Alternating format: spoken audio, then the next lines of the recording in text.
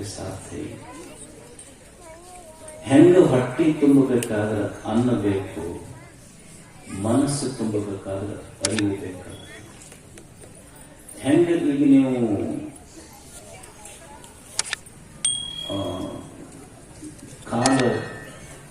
ಕಾಲು ಕುಂಟಾಗಬಾರ್ದಂತ ಇದು ಹಾಕ್ತಾರ, ಏನ್ ಹಾಕ್ತಾರ, ಪೋಲಿಯೋ ಡ್ರಾಪ್ ಹಾಕ್ತಾರ.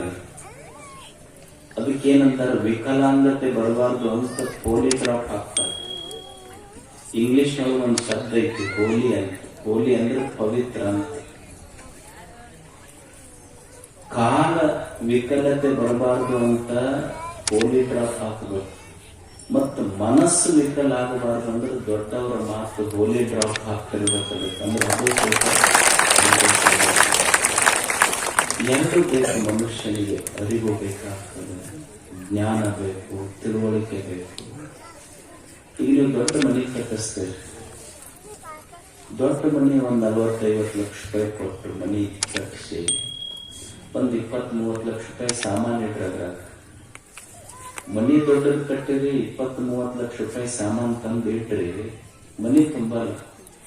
ಅಲ್ರಿ 20-30 ಲಕ್ಷ ರೂಪಾಯಿ ಸಾಮಾನು ತಂದು ಇಟ್ಟರು ತುಂಬಲಾರದ ಮನಿ ತುಂಬಬೇಕಾದ್ರೆ ಸಾಮಾನು ಆಗ್ಬೇಕಂತಿಲ್ಲ. ಏನ್ ಬೇಕು ಅಂದ್ರೆ ಸುಮ್ಮನೆ ₹1 ಕೊಟ್ಟು ತಂದ ಮಣ್ಣಿನ ಪಣತಿಯ ದೀಪ ಹಚ್ಚರಿ, ಬೆಳಕು ಮನೆ ತುಂಬ್ತೀರಿ, ಸಾಮಾನು. ಹಂಗೆ ಬದುಕು ತುಂಬಬೇಕಾದ್ರೆ ಜ್ಞಾನ ಬೇಕು. ಅರಿವು ಅಷ್ಟು ದೊಡ್ಡ ಕೆಲಸ ಮಾಡ್ತದೆ. ಅರಿವು ಜ್ಞಾನ ಏನ್ ಮಾಡ್ತೈತೆ ಅಂದ್ರೆ ಮನುಷ್ಯ ಏನು ಮಾಡಬೇಕು, ಏನು ಮಾಡಬಾರ್ದು, ಯಾವುದು ಒಳ್ಳೆಯದು, ಯಾವುದು ಕೆಟ್ಟದ್ದು ತಿಳಿಸ್ತೈತೆ. ಇದು ಮನಸ್ಸು ಹೆಂಗಂದ್ರ ದಿವಸ ಇದಕ್ಕೆ ಸಂಸ್ಕಾರ ಬೇಕು. ನೀವು ಅನ್ಬೋದು ಎಲ್ಲ ಪ್ರವಚನ ಕೇಳಿರಿ, ಪುಸ್ತಕ ಓದಿ, ಪುರಾಣ ಮಾಡಿ, ಯಾರು ಮನಸ್ಸು ಹಂಗ ಮಾಡಿಸ್ತೈತಲ್ಲ. ಇದು ಎಷ್ಟು ದಿವಸ ಪೂಜೆ ಮಾಡಬೇಕು, ಎಷ್ಟು ದಿವಸ ಪ್ರವಚನ ಕೇಳಬೇಕು, ದಿವಸ ಪೂಜೆ ಮಾಡ್ತೀವಿ ನಾವು.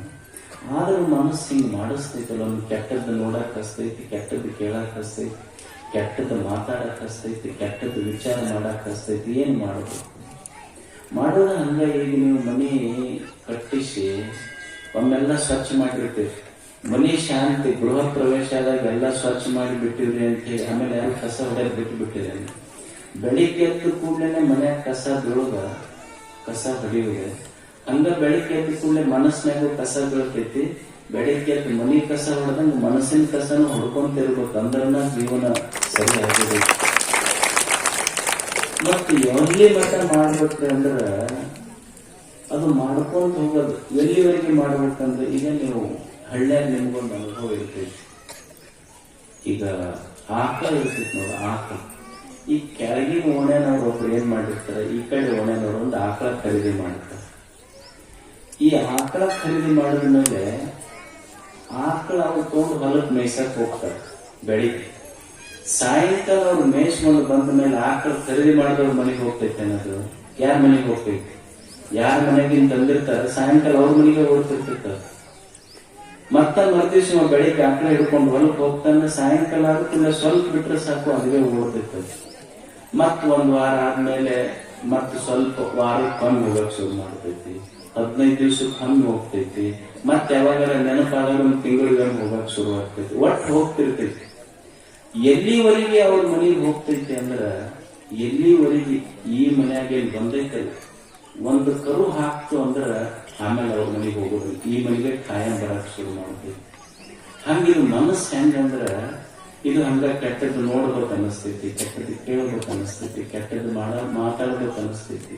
ಎಲ್ಲಿವರೆಗೆ ಅನಿಸ್ತೈತಿ ಅಂದ್ರ, ಎಲ್ಲಿವರೆಗೆ ನಿನ್ನ ಮನಸ್ಸಿನೊಳಗೊಂದು ಅರಿವಿನ ಕರುವು, ಜ್ಞಾನದ ಕರುವು ಎಲ್ಲಿವರೆಗೆ ಜನ್ಮ ತಾಳೋದಿಲ್ಲ, ಅಲ್ಲಿವರೆಗೆ ಎಳಸೋದ ಮನಸ್ಸು. ಹಂಗೆ ಎಳಸ್ತಿರ್ತೈತಿ. ಅಂದ್ರೆ ಮನುಷ್ಯ ಒಳ್ಳೆಯದನ್ನೊಂದಿಷ್ಟು ಚಿಂತನೆ ಮಾಡ. ಏನ್ ಚಿಂತನೆ ಮಾಡೋದ್ರಿ ಜೀವನದಲ್ಲಿ? ದೇವರು ನಮಗೆಲ್ಲರಿಗೂ ಒಂದು ಜೀವನ ಕೊಟ್ಟ. ಈ ಜೀವನ ಹೆಂಗ್ ಕೊಟ್ಟಾನ ದೇವರು?